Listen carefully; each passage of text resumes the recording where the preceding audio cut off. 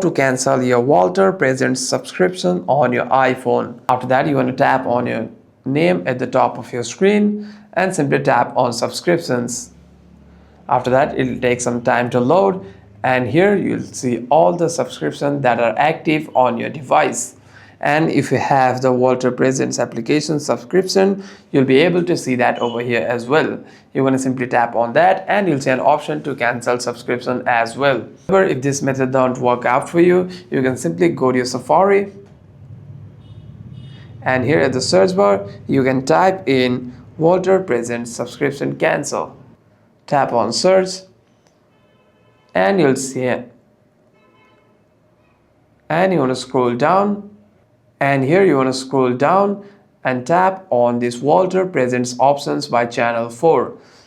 Walter Presents comes under the channel 4 application. Accept and continue to the cookie, and here you will see all the prompts that you can follow to cancel your membership on Walter Presents. Hope this video was helpful, and if you have any further questions, make sure to leave a comment down below.